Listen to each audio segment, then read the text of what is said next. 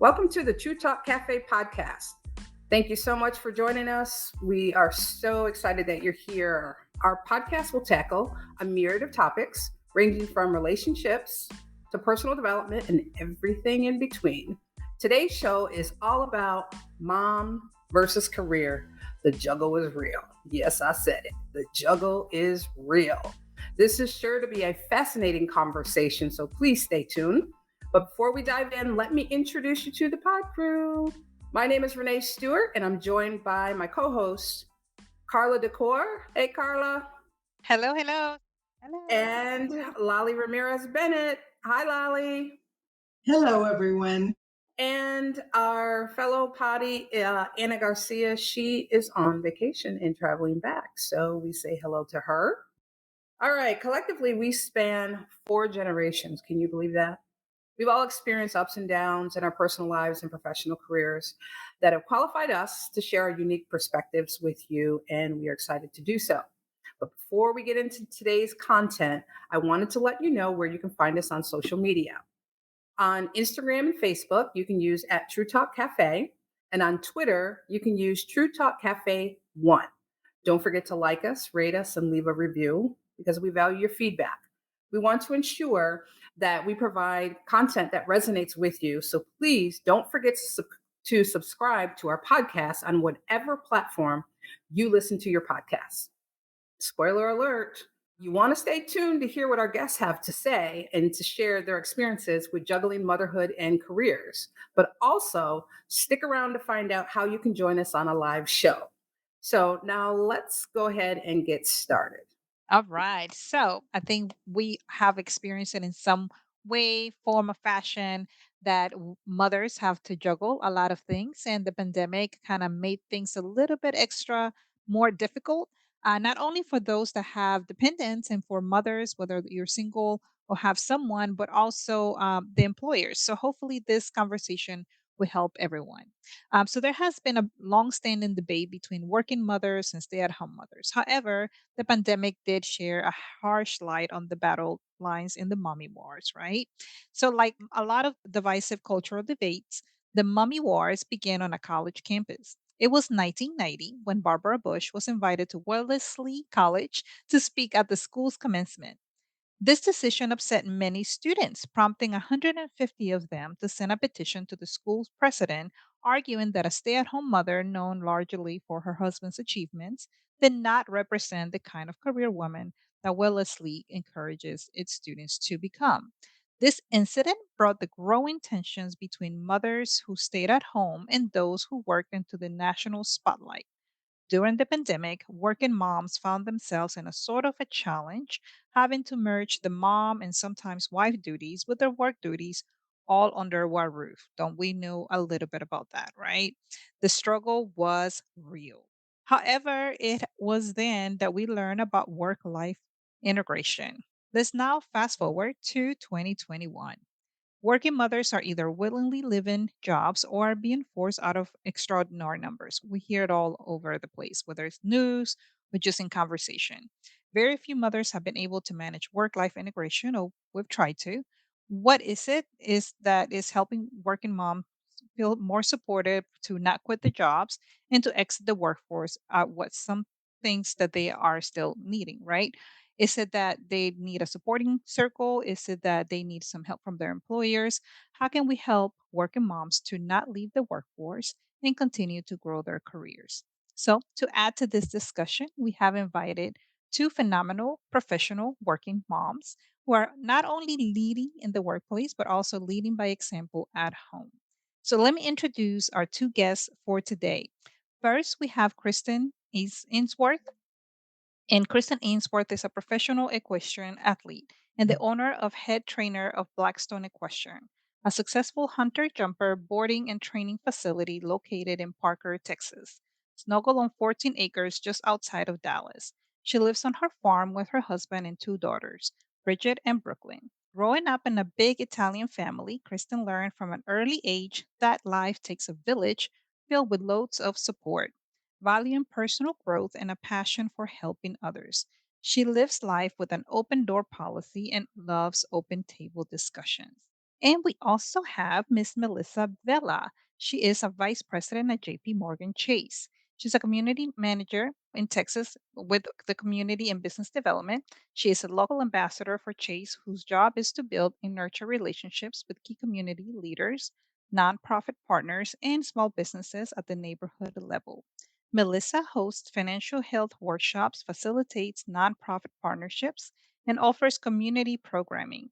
She is helping to advance racial equity by supporting Black and Latinx communities with tools and resources to help them improve their financial well being. With over 17 years of experience in the financial services industry, Melissa has held a number of positions within the retail bank. Prior to this role, Melissa served as a business development officer at BBVA. She is currently a member of Adelante and Women on the Move and serves on the Houston Livestock Show and Rodeo Go Tejano Committee. Go Rodeo. Melissa Vela currently lives in Pasadena, Texas, and spends her free time with her two daughters, husband, and a pug. And I must say that she is also expecting. Talk about really juggling different things. And she is always out in the community. So my head goes off to you. You do a lot. So let's just start talking a little bit about, what are some of the challenges that we are seeing within the pandemic as a working mom? Tell me a little bit. Maybe let's start with you, Melissa. Tell me a little bit about remote learning with kids. How was that experience? That was a definitely interesting curveball, to say the least, right? During the pandemic, I actually had a kindergarten and a third grader, so elementary school, and we quickly had to learn how to juggle technology. And then also the work life balance came into play because I was also learning how to navigate working from home during the pandemic.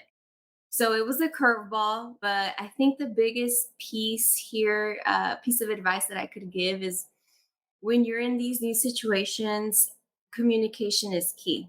So I quickly had to learn how to communicate with my children and set up a system that worked for all of us. And like if we needed help, or if we were like on do not disturb times because we were on camera speaking to either the class or with your employer on a meeting, we quickly had to set the rules, boundaries, and the communication piece. But it was definitely interesting, and we're still learning how to navigate that today. I could say now we're a little bit more confident given the past 2 years, but we quickly had to pivot. And it was Mhm. interesting. It was stressful in the beginning, but I think once we got the communication down, things got better. Yeah, that was challenging indeed. I kind of made a sign that laptop like don't bother me right now. I'm in a meeting and don't ask questions. Yeah. How And about you, Kristen? Oh, sorry, go ahead. what was interesting is that we opened up more of our personal life, like at Mhm. work. Sometimes the girls would come into the room, and I'd be on a Zoom meeting, and so my coworkers got to see my family, and so I think we had a little bit more compassion towards each other too. That is true. My daughter became friends with my coworkers. So that is true. She will come and just say hi and leave. Very true. How about you, Kristen? Do you want to share about your experience? Yeah, mine was pretty similar. I think we're a little bit more fortunate. As you said, we're snuggled on our little slice of heaven, having a farm and living, with a lot more space. It definitely humbled us quite a bit. And, we utilized our blessing of having this space and opening it up to people that were comfortable coming over and really encouraging the community to struggle together. I liked what Melissa said about, establishing healthy boundaries and just being vulnerable with your family in general and explaining that, you know, verbalizing how you're struggling and why you're struggling. I think it opened up, Mm. quite a bit so that we did become more human and it definitely ruffled some feathers with emotions and things like that. But it was hard with our girls. So I have a teenager and a pre-K kiddo, so built-in babysitter with a lot of years in between. And I think definitely with my teenager, that was really hard on her. We're I think human nature is built on connecting with people, and the pandemic really took that connection away. So we really worked on establishing what good mental health is, and Mhm. staying, setting healthy boundaries, and like Melissa said, communication. And my 4-year-old was running around crazy outside on our farm, so that kind of she kept herself busy. But yeah, it was hard, but I think it taught us a lot. So there's blessings Right. in it. So So tell me a little bit about how do you know when you need to reach out for help, for advice, or maybe even just to talk to someone who may be a mother who can sympathize with you, or maybe who can just give you some guidance. Because I know I've felt that sometimes I don't have the answers and I don't know if I'm doing the right thing as a mother, especially right? You mentioned teenager, and that's kind of like what came to mind.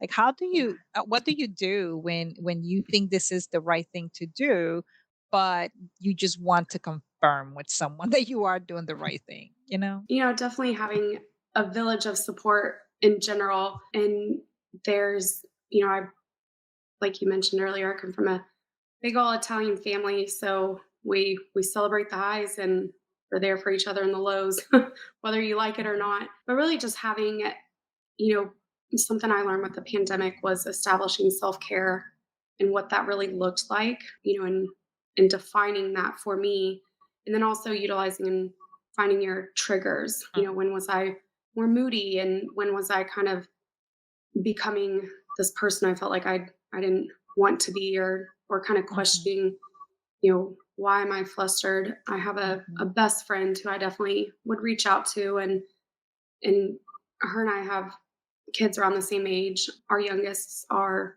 3 days apart, so I think it's oh, definitely easy to to bounce things off of her. But just finding that person outside of your family unit that takes care of you, and it's easy to mhm, take care of them. I think establishing a healthy relationship with that, and you'll always find that they'll validate your feelings, and you have a mhm, place to kind of brain dump, what I call. So having a good friend definitely helps, but also the yeah, the vulnerability to reach out and say, I'm struggling today. Girl, let me tell you what's mhm. going on. Like, Yeah. do you have wine? Can you come over? I need a minute. Can I? Yeah. So Can I go? yeah, yeah. Can I come over to your house? Yeah. Right. Don't come here. I want to Yeah. leave. Yeah. Yeah. That's true. What about you? Yeah, for sure. I think it's important for us to think through who are those people that we reach out to.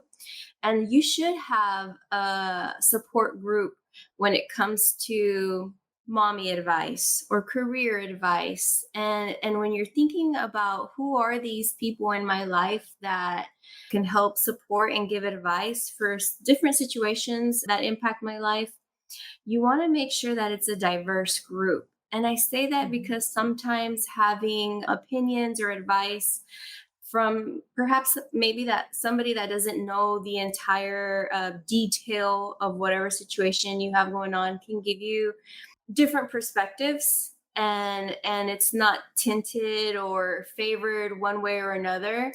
And so it's important to have different support groups, different people that can give you different advice, and then you take from that, what you think is going to benefit you and your family. So I really do think, as I'm thinking through the pandemic and what did I do? How did I recognize when I needed help? It's definitely when I'm feeling uneasy, when you're in bed and everything is off, and your mind is running 1,000 miles per hour, thinking of your to-do list, or how am I going to help solve this problem for my child or for my family, my household. So if something's keeping you up at night or you're feeling uneasy about it, reach out for help. It's okay to have a conversation. And I love what Kristen said about recognizing your own triggers. And so mhm, sometimes we have to self-reflect on, our own characteristics and what sets that off. And then who do we turn to for advice? And try to have somebody that perhaps knows you, knows your family dynamic, but also somebody that doesn't. So they could give you a different perspective. That's true. I think the triggers really speak to me, like just knowing what is it when you're not feeling the positive self that you like to be. And you know exactly that you're not being the best version of yourself to your kids. But what about husband or significant others? What role do they play? Oh To boy, at what time? me, yeah, that's what I was gonna say.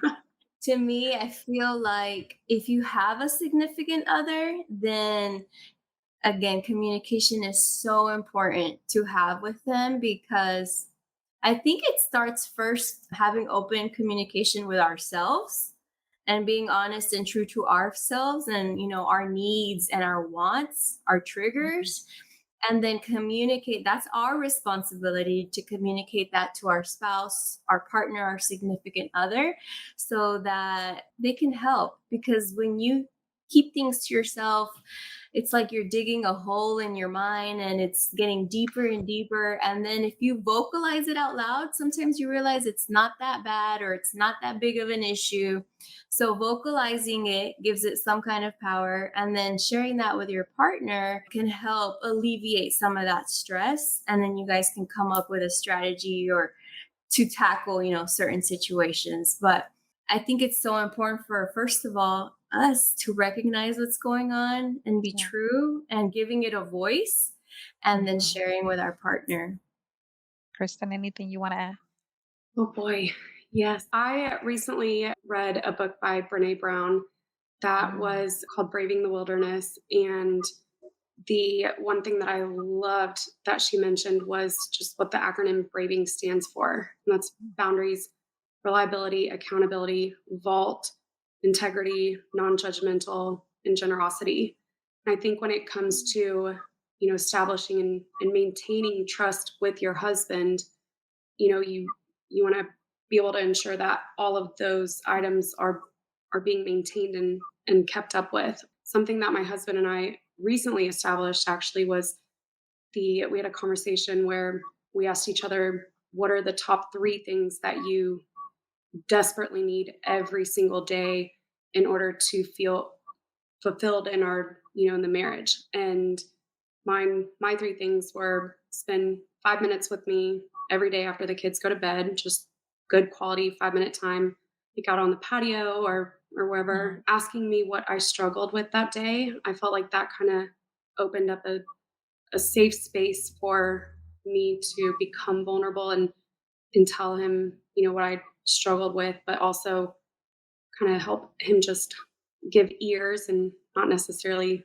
you know, "Oh, man, I gotta fix it." And then the asking what I struggled with, the 5 minutes, and then at night, just when we're going to bed, just I'd like to sneak my feet like under his leg and just feel feel him next to me. That's really important.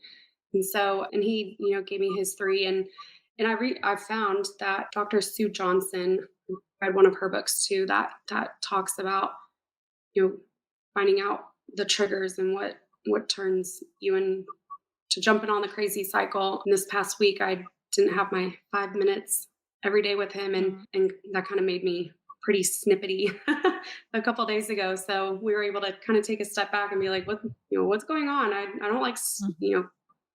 getting feeling like this and just not being, comfortable or whatever. And so we were Mhm. able to trace it back to like, well, I haven't my needs haven't been met, and so Mm. establishing just the basic top 3 needs are huge. And then on top of that, on kind of the flip side, figuring out what your emotional fear is. I think men have, well, as women and working moms have so many hats to wear. I think men are still kind of put on this aspect of, they're not really allowed to feel emotions and Mhm. have a deeper feeling. And so I think in order for us to be able to connect on that level, there has to be balance and vulnerability on both sides. And that helps my husband and I keep our emotional connection, which I think definitely establishes a solid foundation for us. So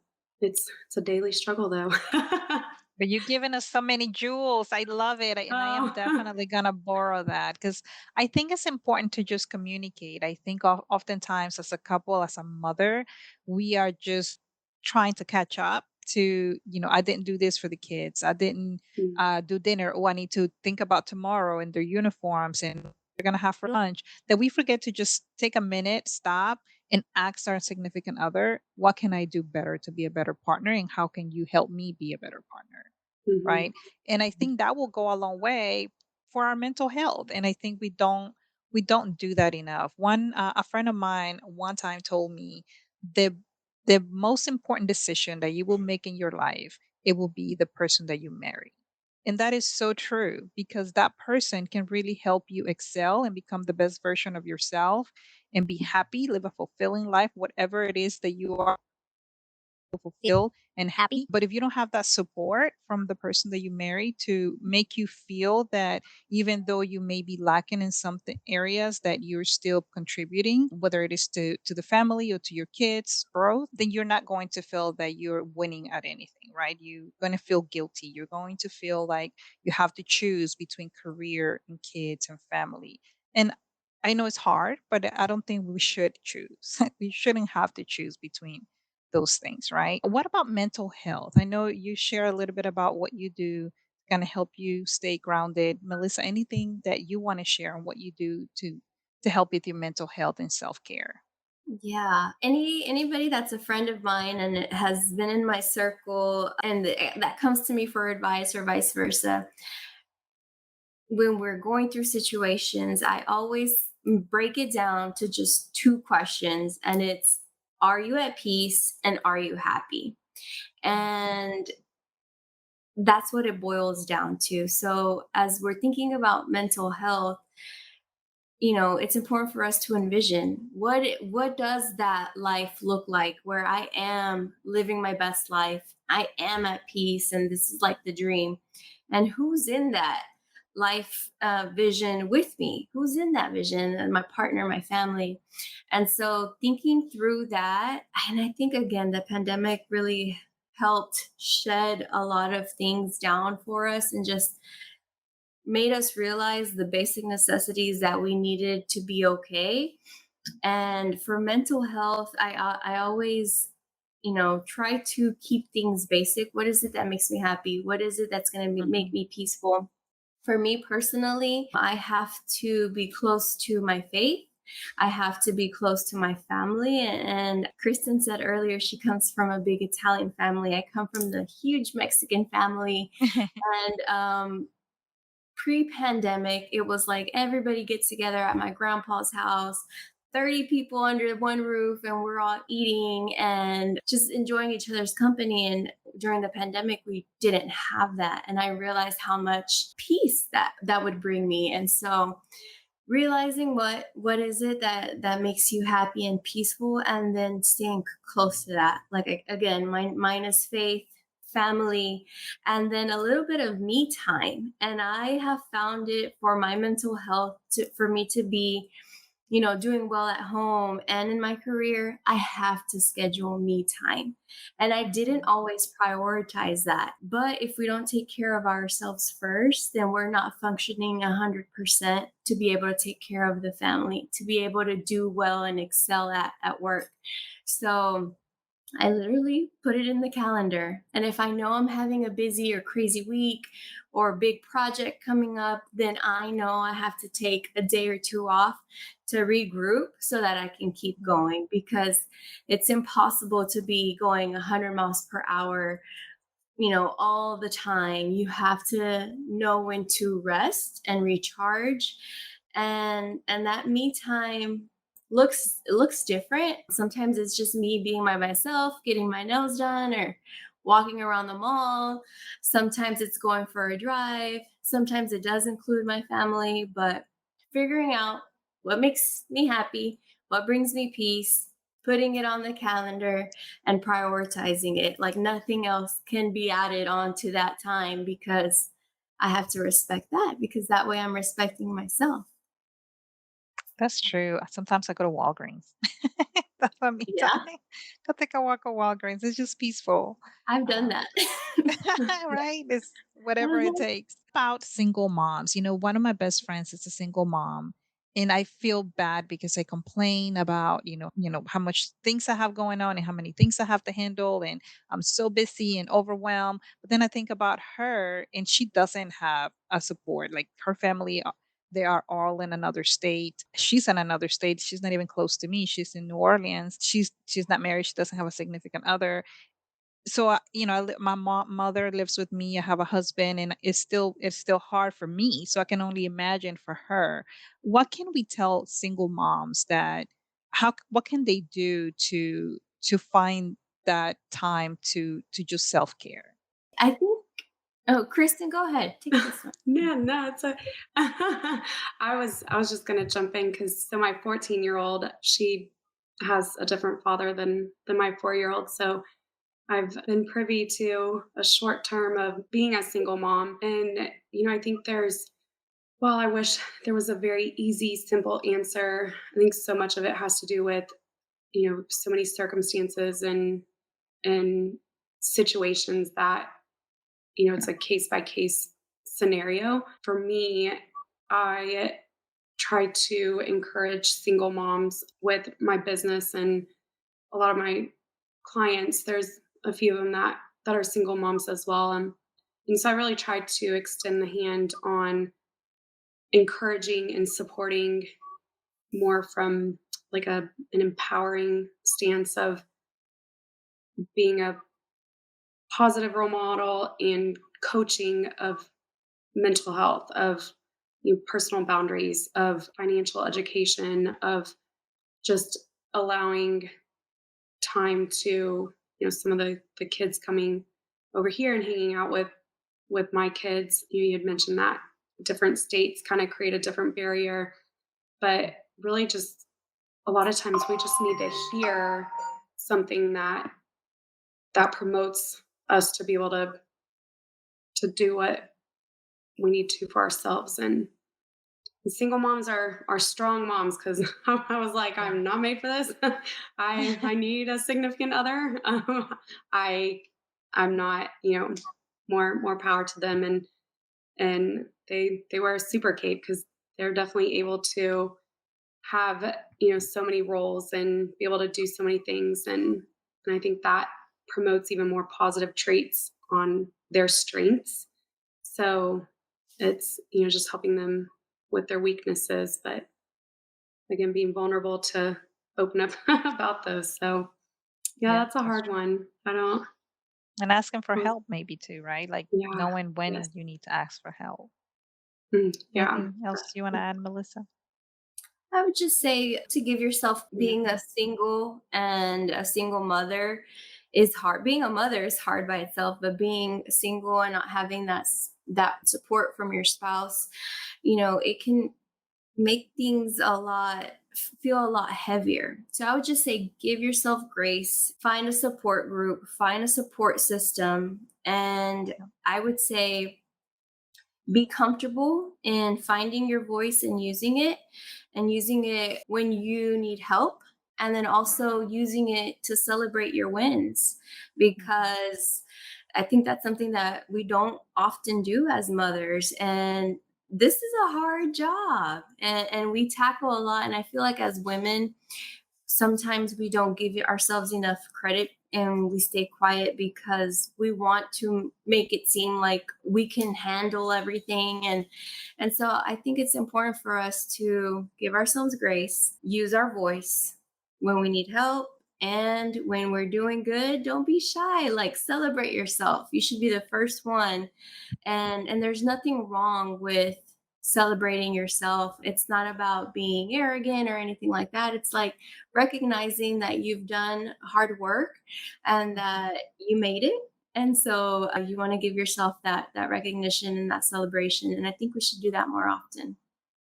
That is so true. Over the weekend, I heard a commencement speech by Shonda Rhimes. You may all before. And she's a single mother of three. And she talked about how she has a place named after her, Shondaland, right? If you don't know her, she's the writer of Scandal and Grey's Anatomy and different very popular TV shows. And she talked about, people always ask me, what is it that I do? How do I handle it all? How is it that I'm able to do it all? And she's the simple answer is I don't. It's impossible for me to say that I do it all. If I'm writing a great script, I am probably missing my daughter's first swim lesson. If I'm succeeding in one area, I am probably lacking in another. And that is okay. And I think as mothers, we need to learn to understand that it's okay to not be great at everything that we do all the time. That sometimes may not be able to give 100% to something because we're being great in another area, but we can come back and kind of shift things around because we are creating futures where women are CEOs, where women are leaders, where women own their own business, like Kristen, right? Where we are really being VPs of different places, where we are doctors, where we are leading big corporations. We are doing those things and some sacrifices will have to be made. But in order to do that, we have to first understand that it's okay to not do those things. And we understand that the sacrifice is leading our next generation, whether they are young women who are our daughters that are seeing us succeed and are seeing us a struggle, whether it's a single mother or just, with family and everything, but having to handle everything, but also for the men to see that it's okay for a woman to be a mother and to be a vice president that men see that that is okay, so we can break the labels, we can break the barriers where women have to stay home, and hopefully eventually we'll begin to change a lot of those patterns. One of my other friends talked about how they have muffins with moms at school this past week because of Mother's Day, right? But the funny thing about it is that it was at 7 o'clock and it was not really open for working moms because if you have to work you can't stay for muffins, so it was very much catered to stay at home moms. So what about the working mom that also wants to participate in something special? So my feedback to her was just create your own. She felt a little bad because all the mothers were posting photos about going to muffins with mom with their kids and she couldn't because she had to be at work. And I said, just create your own, and your kid will understand that you may not be able to participate in some things because it's not geared for working moms, and that's okay. We'll just create our own, right? But I think together we can make a little bit of a difference. So let me just add a couple of things and then we'll ask questions from our podcasters. There's some surveys that have been created about working moms, and they talk about sleep deprivation. And so the survey was done by the University of San Francisco, Berkeley, UCLA, and Northeast. It talked about the fewer than one quarter of the working mom surveys say they get recommended on average night sleep of 7 to 9 hours. I know most of the times I don't, right? Over half of the moms that were surveyed, 53%, said they get fewer than 6 hours. 1 in 6 say they don't even get 5 hours, and 19% of moms wake up much earlier each day in order to get work done. 19% of them said that they stay awake much later for the same reason, and 50% of them say they do both. They wake up early and go to sleep late. Women from minority groups were between 1.5 to 2 times likelier to report getting less sleep. So sleep deprivation is a thing, right? And I think we need to find better ways to find work-life balance. We also see a lot of women that are seeing workplace discrimination, and it's typically because of juggling work duties and childcare. And I know actually one of my first jobs, when I was in the interview, they asked me if I had someone to take care of my kid. They can't do that, but they did ask me that, which is horrible. So, with that, let's bring in our podcasters and see if they have any questions that they want to ask our special guests today. So, Renee, do you have any questions for them? Well, what do you guys think, or have you experienced or know someone at your job or one of your direct reports or clients that have experienced any type of discrimination in the workplace? I can take that one. I can tell Okay. you right off the bat, I have had discrimination against me personally. I remember this was like a decade, way long ago, more than a decade ago. But when I was pregnant with my first child, one of my managers said, You better not be acting nauseous around here. Have your Sprite and crackers ready because we're not going home because you're feeling sick. And that was, I mean, I was earlier on in my career, so that was shocking. But at the time, I felt like I had no choice. And I didn't have the anywhere else to go. So I took that kind of discrimination. And even for interviews, I've been asked, as I've interviewed in the past, are you married? Do you have children? What schools do they go to? And that is not allowed either. And so I think with that, it's all about us finding our voice. I think at that point in my career and in my life, I wasn't confident in using my voice. And many years later, now I am. And so I would say that the most important thing when you face situations like that is to defend yourself and be unapologetic if you are a mother or if you do have to balance the work life, because that's normal. Many women go through that, and you shouldn't have to apologize or sacrifice anything. And if you're not getting that type of support in your current workplace, then that's not the workplace for you. And so we need to pivot and pivot quickly. There's no reason for one to tolerate any kind of behavior that's even remotely close to that. So if you are a mom and you need to leave early because you want to do an activity with your kid, you should be able to do that. And just voicing that and saying, hey, this is important to me, the right manager, the right work environment will want you to participate in those things because they know and realize what an asset you are. And when we respect and honor those kind of things, the employees thrive even more and the loyalty becomes even stronger. So if you're in a situation where that's not happening, it's time to go.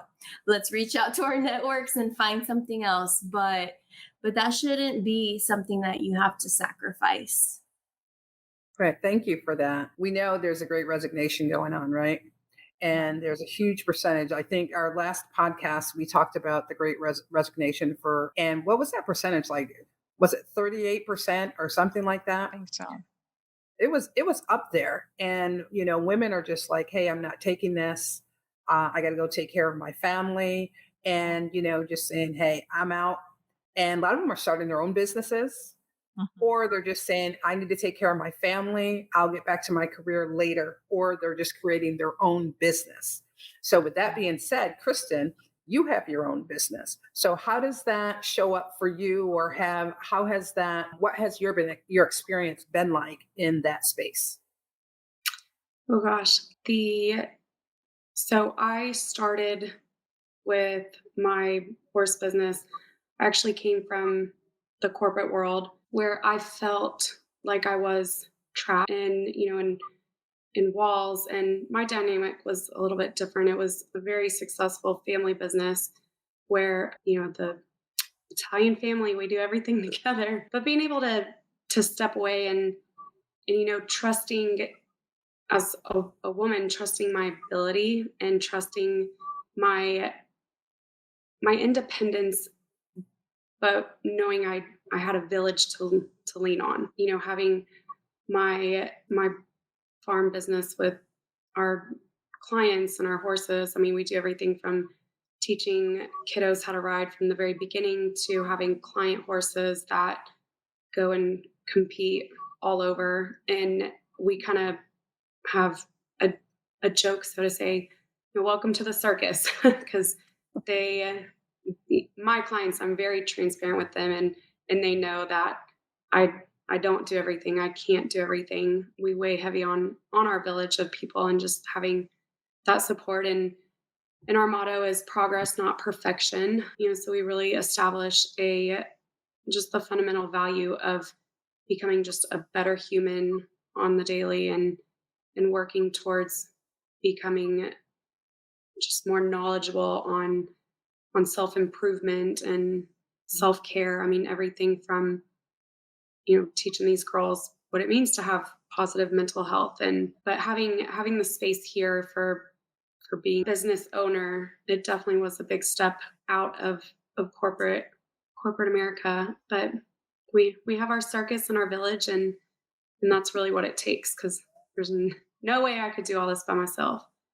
Yeah, let me just ask a follow-up question. With you being a business owner, and I know that your daughter had an accident, how did you lean on your village? How did that affect your clients? Because you had to focus on Brooklyn.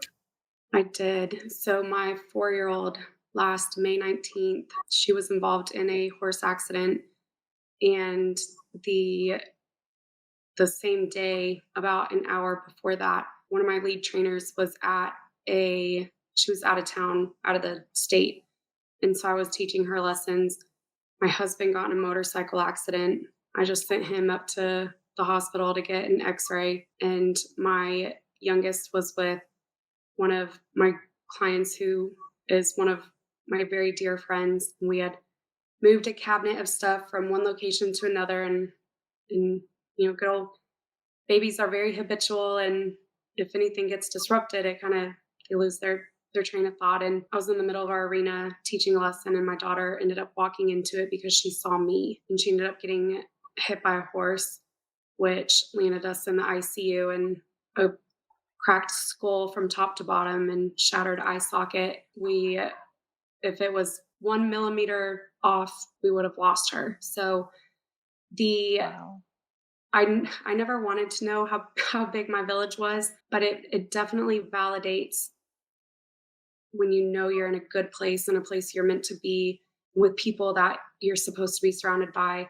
I was able to take off for 6 weeks, no questions asked. I mean, we had one of my friends had set up a meal train, and we were fully 100% taken care of for 6 weeks. And it was women from, CEOs of some companies and stay-at-home moms from other areas of the Dallas Fort Worth location, and just seeing everybody come through, that was incredibly powerful. And so, and for my oldest to be able to watch that and see how being a mom, having this business, being able to have key people and surrounded by good people, what exactly that means beyond the workplace. So that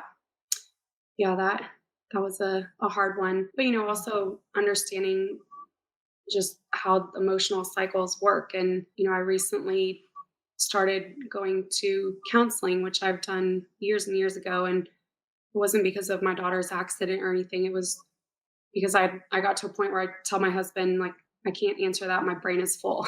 He's like, the number of times you tell me your brain is full. And I'm like, it literally is. Like, I can't even, I don't even know. So and my best friend she's kind of at a high level with a very big worldwide company. And we talk a lot about emotional burnout just in the workplace in general, and an emotional exhaustion, and what that does look like. And just being able to, I think as a mom with a full-time job, I see so many of us with such a high ability of compartmentalizing, like on a professional level, it overflows somewhere or another. And I love what Melissa said about scheduling and self-time, because I'm definitely going to use that because I know I need it, but I don't ever hold myself to it. So things like that, and having somebody to talk to, and having just a good village of people is what it takes, because we can't do it all. How's your daughter doing? Is she better? Oh, thank you for asking. She is doing fantastic. She ended up with a traumatic brain injury of her frontal lobe. And I have a passion for medicine anyway. So I was very intrigued by all of it, and able to kind of process it with her, and set healthy boundaries, and seeing her just kind of work through everything from a child's perspective. And, you add the pandemic, like we all talked about earlier, about how that really takes you down to the bare essentials of knowing what you need. And then going through my daughter's accident last summer, it really, that defined, who you need, and putting it all together, and establishing, just what life is all about, and knowing what's important. It was very interesting. We're almost at the year mark. And in fact, Moms and Muffins, when you brought that up, we had Moms and Muffins, and of course I walk in, and what about Moms and Mimosas? Oh, I like that Let's better. keep it. Yeah. Like this is strong. Like we had to change schedules to get here. No, I'm just joking. But my daughter had made a little necklace that had her little thumbprints in clay. She had made a little heart necklace, and I walk in there, and it's the first thing she handed me, and it came with a little tag, and my tiny little fingers made this heart, and I lost it. So I'm standing in the middle Oh of, my of God. her moms and muffins, and I'm just like bawling, and my best friend she's been with me with everything. She's like, "Oh my gosh, stop. You're going to make me cry." She's like, "Wait, Uh-huh. why are you even crying? Like, you're not this sentimental." And I was like, "I know." And I told her, I said, "This is the last kind of holiday before her accident." Mhm. And, we got really close to having it completely change our lives and not have her with us. And so I sat there and bawled, and, but again, being able to be in a vulnerable position where all the other moms came, and then we all start crying. And I'm like, I'm so Cry together. sorry. And they're like, "No, I love it." It makes little moments like that a little bit sweeter, but it's good. It's just always a learning process. It is. So, That's true. yeah. Well, thank you so much to both of you for sharing and being vulnerable today. I know that some of our listeners will learn a little bit that they can add to their toolbox and hopefully take on. And I'll say, if you want to inspire other women to do better, just lead by example. If you want a more flexible work environment and you have the opportunity to lead a team, then you offer that flexibility to working moms and work dads too. We are inclusive. Dads and moms need to be with their kids just as much. I often bring my kids around so they can see that it's okay for the kids to be around. I bring them to work. I like to share, pictures of them. We want to make sure that people understand that we all have families and it's okay too. So thank you all so much for everything that you shared today. I hope that you both have a great Mother's Day, and everyone that's listening, have a happy Mother's Day. And thank you for listening. So with that, I'll turn it over to Miss Lolly. All right. So, what a great show. I mean, you guys shared some really powerful information and resources and different stress management techniques, and just, you know, some real drops of wisdom for other mothers. And, how can people reach you? What are your, social media platforms that you're on? Melissa, do you want to share first? I think you can find me on LinkedIn, Melissa Vella. That would be the best avenue to contact me. I'm happy to help, provide any advice in any way that I can help. So thank you. Okay. Thank you for that. And Kristen, where can we find You can find me on Instagram at Chris Ainsworth, or my business, Blackstone Equestrian. And for those interested in my daughter's accident, you can follow her at Booking It Ainsworth. I think her name is Brooklyn, but she's always booking it. So Booking It Ainsworth is her Instagram account. Okay, great. And we will make sure that we provide that information in our show notes as well. So, if any of our listeners want to reach out to you, we will have your handles all ready for those guys as well. Okay. So, I mean, I'm just so excited about the show. I don't want it to end, but we have to end the episode at some point, right? We're just So, a section 2. I know, right? So, as promised, here's how you can join us as a audience member on our next show episode, which we hope that you do. You can go to True Talk Cafe Facebook page and send us a request to attend episode 9 as an audience member. Be sure to use the hashtag TTCEP9. Okay. And then we will respond when we receive your requests with the podcast website link, where you'll need to enter your preferred email address for us to send you the audience link. Okay. We'll also send all audience members a reminder the day before the show recording.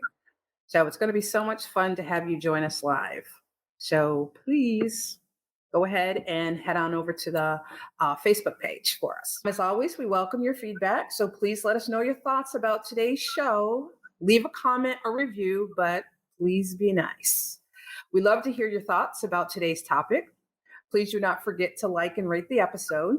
We appreciate you tuning into our podcast, and we hope that you join the TTC Crew Facebook page. Okay, come on over, join us. We put a lot of tidbits up there, a lot of good advice up there from our episodes.